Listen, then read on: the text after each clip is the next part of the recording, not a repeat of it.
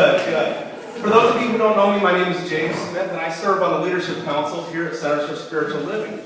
We want you to know that wherever you are on your spiritual path, you are truly, truly welcome. Here at the Center, we study the teachings of mystics such as Deepak Chopra, Wayne Dyer, and of course, our founder, Dr. Reverend Ernest Holmes.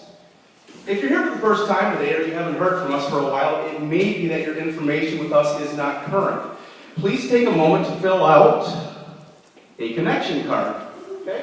These can be found on the foyer as well as the welcome packets as you're leaving the sanctuary. Give us your name, your email, your pertinent information so we can keep you informed of what's going on here at the center. Also, if you are here for the first time, we have a welcome packet. It looks just like that. Okay? This can be found in the same place in the foyer, and this is our gift for you for being here for the first time with us today. Speaking of first-timers, is there anybody that is here for the first time today? 1, 2, let's give them a round of applause.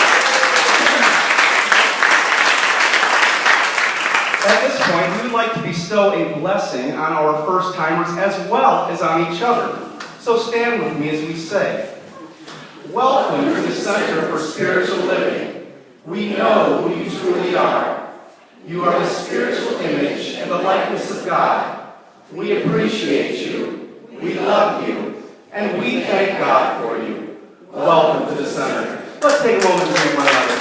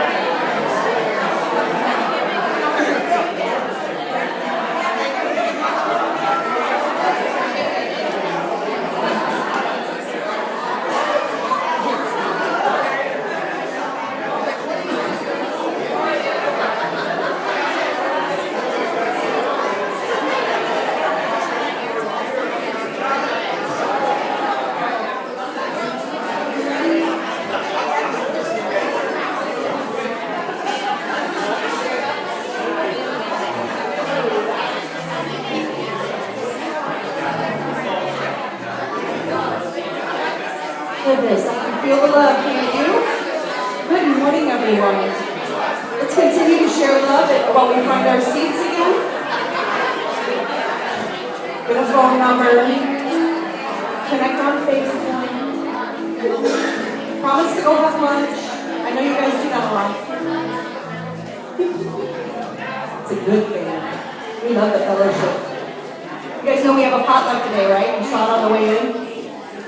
Yeah. I'm ready. Let's do a little Christmas music.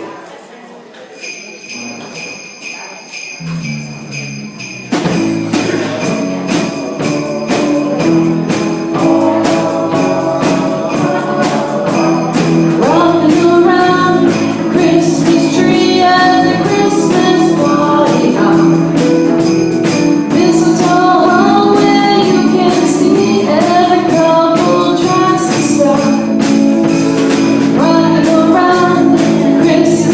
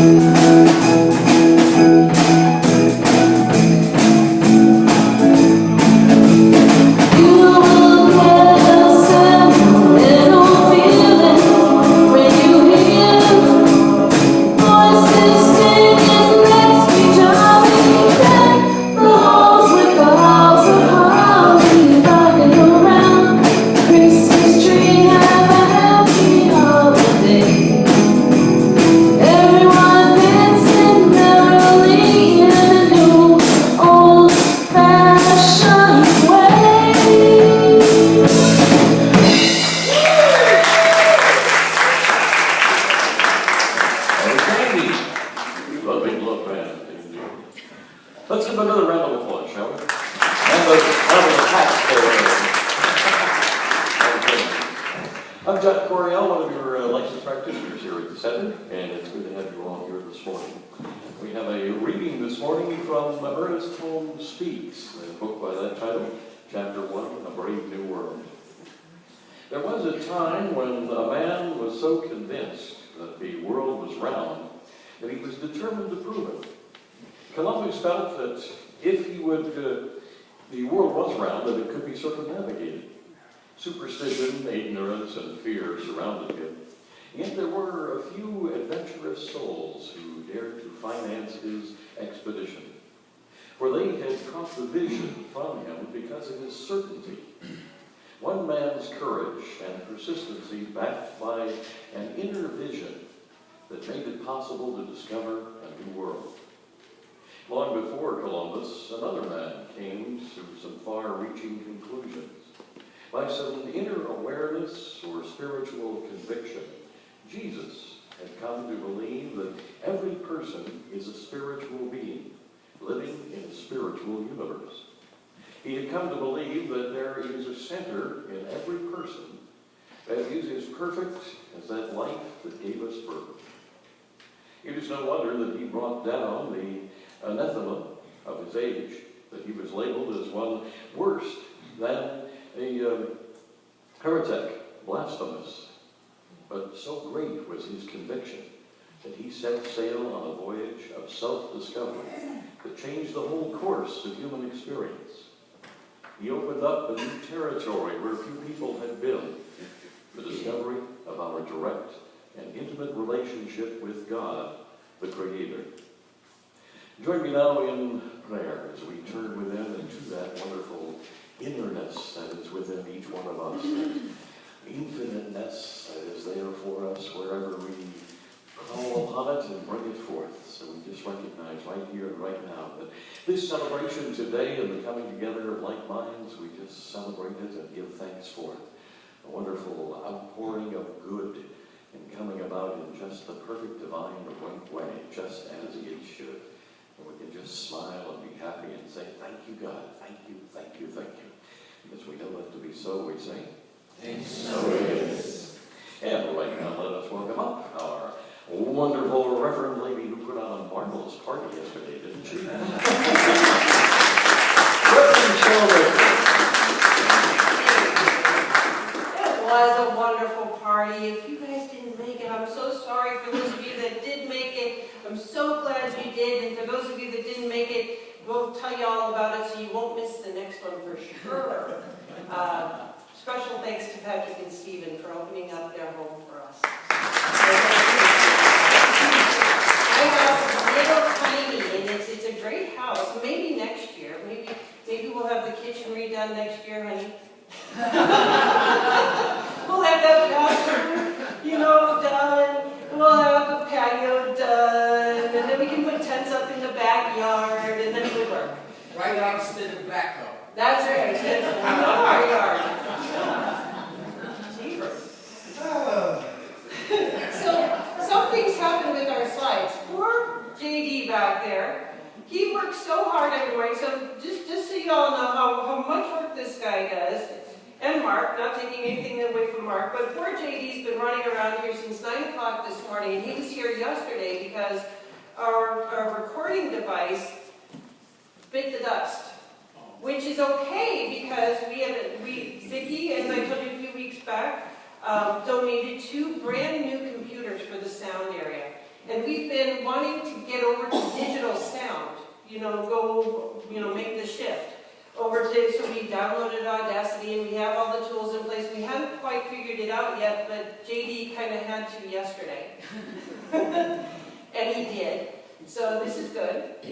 So we're not sure how it's going to go, but we're going to do our best.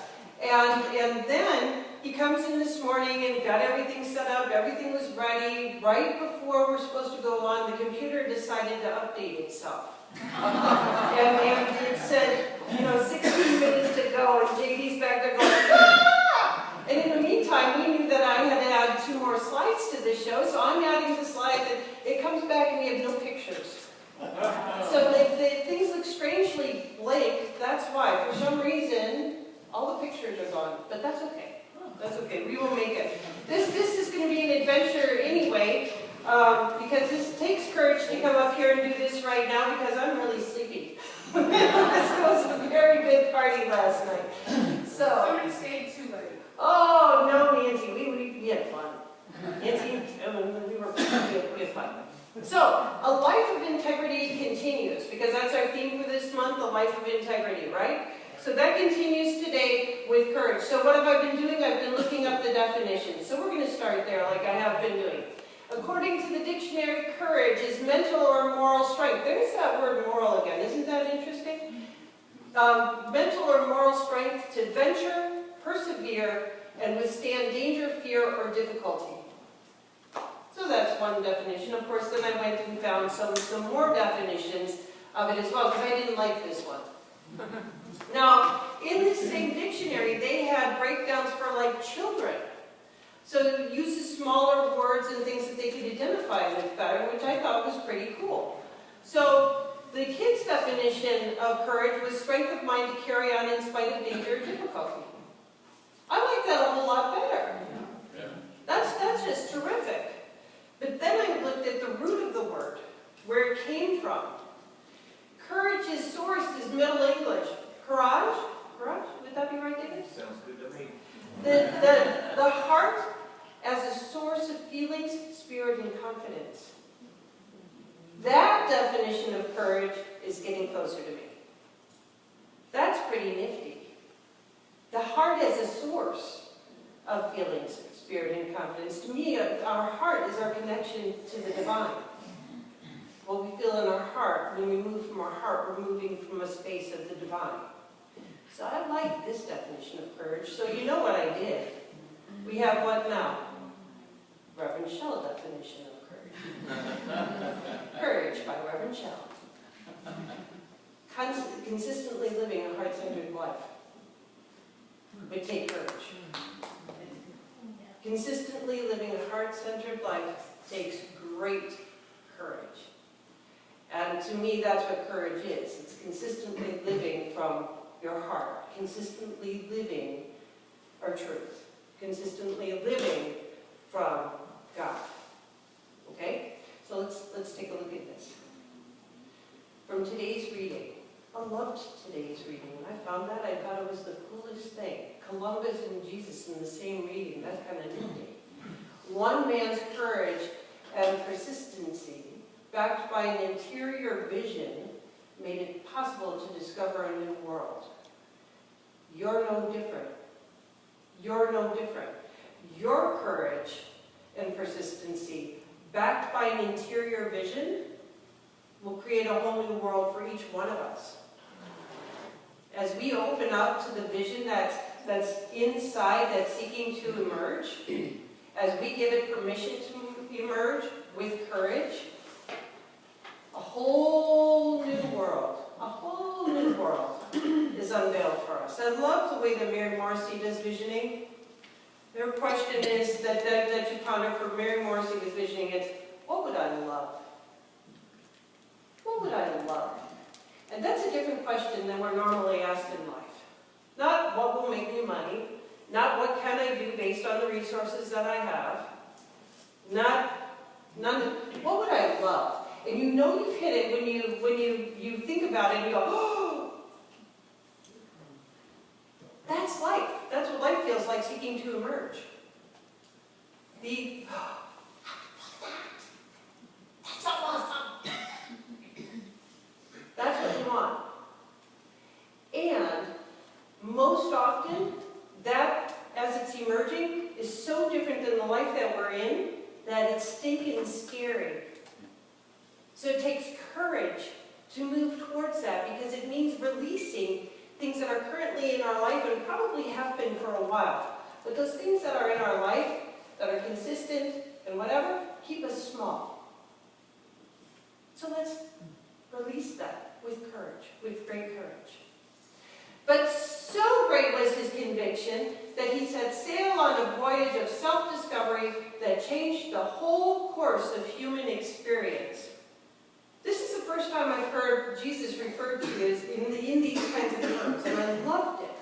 Loved it.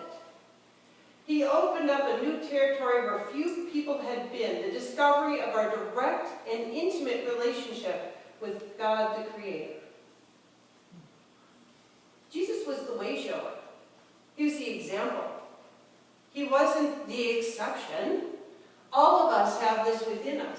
All of us are capable of doing it. But Jesus had great courage and did it.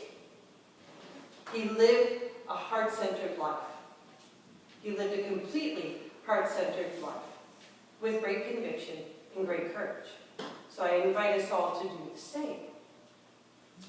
So how do we do this? So, of course, I went researching, as I always do, and from the website of The Art of Well-Being, how to be freaking fearless.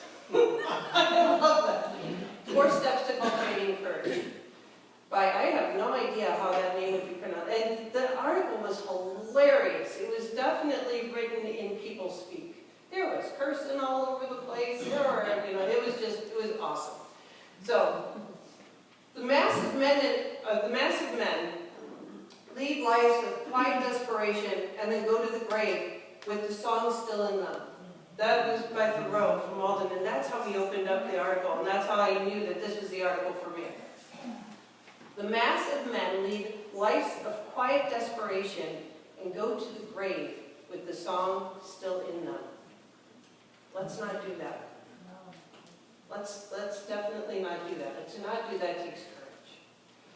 Deep courage, according to this author, he wanted to talk about, I am assuming it's a he. If it's a she, I apologize, wherever you are. Deep courage is the kind that relates to our capacity for self-examination and our ability to live according to our values. Our values start to point the way to what's seeking to emerge. Our values point the way to what's going on in our heart, our true values. Not the ones that we're taught, but our true values, the ones that ring true to us. There's a difference. There's often a difference. The kind of courage that makes us our own biggest cheerleader, most compassionate critic, and our bestest friends. Our own best buddy.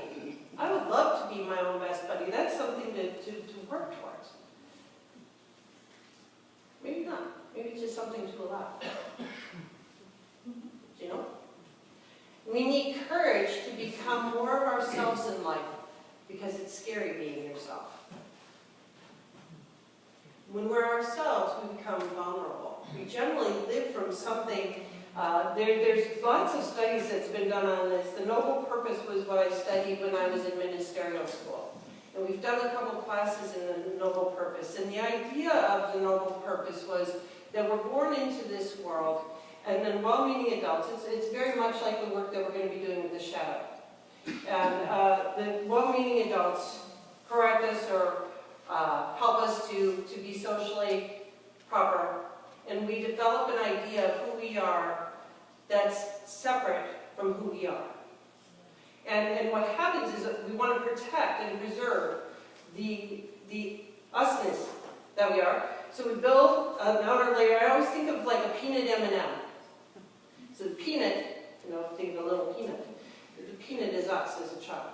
So then we put this chocolate between us and the outer world. But even outside of that is yet another layer that has been created by the decisions that we're making from outside of ourselves. So now that creates a whole nother layer which we make all the rest of our decisions from. And we're so far removed from who we really are, it's amazing. But it's all to protect that little tiny bit that's on the inside. That's why it's there. It's self-preservation. So it's very understandable. And through work like the shadow work that we're going to be starting in, well, today actually. Today is the first of the series. It's the 5 love languages today. And then we're going to do a series of workshops to help address and break through those outer bounds and so that we can truly live from our heart, from who we are. But that all takes courage. It does. Because we become vulnerable again to being hurt again. The reason that those outer layers are there is why? That hurt. That hurt to hear that we weren't perfect. That hurt to hear that we weren't perfect, whole. That hurt to hear that we did something wrong or inappropriate or whatever. So, examples of important things that we need courage for. Speaking up or asserting boundaries. Admitting mistakes. Dealing with divorce and other relationship breakdowns. Moving to a new location. A lot of us did that in this room. I think that like 95% of, I think my husband, any other native Floridians in here? Any other native Floridians? Oh, we've got 3 in this room. 3 native Floridians in this room, and that's it. So all of us have done the moving to a new location thing and coming here to Florida. Going for job interviews. Working on or towards our visions in an unsupportive environment. Lots of us know what that's about. A lot of us are here and our partners are at home. And they don't understand this thing called visioning. And they don't understand that we maybe look at the world a little bit differently than a lot of other people. And that can be really rough. So please lean into your spiritual community because that's what we are here to do. We are here to be your support on your spiritual journey. Because I think this stuff is every bit of real, or I wouldn't be up here talking about it. But it doesn't mean that the rest of the world sees this way. And that can be really difficult. And it takes courage to continue on, even if you're not getting support in that, outside of this room. When we lack courage, we're inclined to lie to ourselves and others in order to avoid responsibility for our decisions. That's what makes this teaching actually really difficult. Because we take full responsibility for how our life is showing up. If it's showing up crappy, we know that we need to adjust our thinking. If it's showing up great, we know that we're on the right track. And we need to think more in that direction. Taking full responsibility for how our life is showing up, that can be difficult, and that takes great courage. Because it means looking within to say, what do I need to change about me? Not what does the world need to change so that I can be comfortable in it. What do I need to change inside of me to be comfortable in the world? It all starts, ends, and is right here. Right here. Be addicted to things like food, drugs, alcohol, or people. If we're not living with courage, we can easily become addicted to something else to ease the pain. As a way of escaping unsolved problems is the rest of that. Be addicted to things, food, drugs, alcohol, people, as a way of escaping unsolved problems. Because then we don't have to deal with them, they don't exist. Keeping ourselves busy instead of seeking to understand and deal with a permanent crappy mood. I know nobody in here is like this, but I know you know people like this.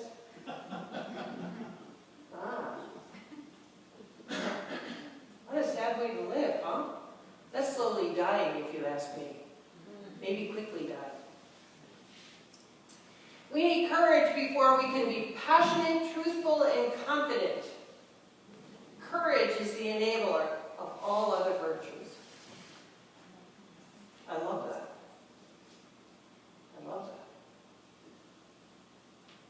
So, here are 4 steps to cultivating courage. 1, be clear on what scares you. Because if you know what's scaring you, that's an opportunity to step into something else. So become really clear about what's scaring you. Look at when you are hesitating to do something. Look at when you're trying to deflect something. Look at when you feel motionless, when you're paralyzed. Look at what you avoid. There's a good way to put it. Look at what you avoid. That's pointing to what scares you. Okay? 2, brave by doing brave acts. Now we've got a quote that goes with this. It's Aristotle, excellence comes about as a result of habit. We become just by doing just acts, temperate by doing temperate acts, and brave by doing brave acts. In other words, practice makes perfect. Practice courage. Maybe start small. Practice, practice, practice, practice, repetition, practice. Practice will bring it further and make the bigger things seem much smaller. We can work our way up. It's a muscle. It's a muscle like anything else, and it takes practice to get where you really, truly want to be and be able to face the world with complete courage and conviction. Accept anguish as part of the process. Anguish is such a powerful word, isn't it? I almost changed it. This was the author's word, anguish. So I went, but then I went, well, then you're being one of the field. When things that don't serve us fall away, it's painful. It is anguish. Sometimes change is extraordinarily painful. And I can tell you from every huge change, every anguishing moment that I had in my life, what was on the other side of it was so much better than I could have even hoped for. It's worth it. It's worth it. I love Mary Morrissey will say that she didn't want to leave her own life. She had claw marks on her own life where she was trying to hang on to it desperately. And as soon as she let go, it opened up a whole new vast horizon that was so much better than anything she had hoped or dreamed for. And that is the way it works. So, anguish still, I don't like that word. Pain. Anguish to me says that you're steeped in it and you linger in it. That's what it is. Do you know? That's what anguish is to me, that you're stuck there. And I don't believe you need to be stuck there. But can you experience some pain in transitions and changes? Yeah. Yeah. Is it part of it? Yep. Yep. And part of it is so that we can really appreciate, truly appreciate the joy that emerges. It's contrast. 4. Look for flashing neon signs. They are everywhere in your life. And you maybe ignore them. I ignore them all the time. You know? That thing that keeps popping up, and you go, yeah, I should do that. And then it pops up again, yeah, I should do that. And then it pops up again, one of these days they need to address that. And everything seems to be pointing to the same thing. Neon signs are everywhere, and especially when we ask for them, which I do. Let me be aware of where I'm to go today. Let me know who I'm to serve today. You know? And then I get those things are fine, but the ones that deal with me making a big shift in my life, the neon signs are there, but I don't necessarily want to pay attention to them. Look for your flashing neon signs. They are everywhere that you are. There's way showers all over the place so that you can create a better life. If you haven't been scared for a while, you might be heading towards mediocrity. I loved this sentence. I don't want a mediocre life. I want a brilliant life. Actually, I have a brilliant life. I scare myself pretty much daily. It's creating a little bit of gray, but it's creating a great life. And I invite you to do the same. If you haven't been scared for a while, you might be heading towards mediocrity. What a powerful statement. So I invite you to be scared. I invite you to approach life with courage. We'll return to my definition, courage, by Rev Shell. Consistently living a heart-centered life. And I think when we're consistently living a heart-centered life, we are truly cultivating a life of integrity. That's what integrity looks like. So I invite you to join me in prayer.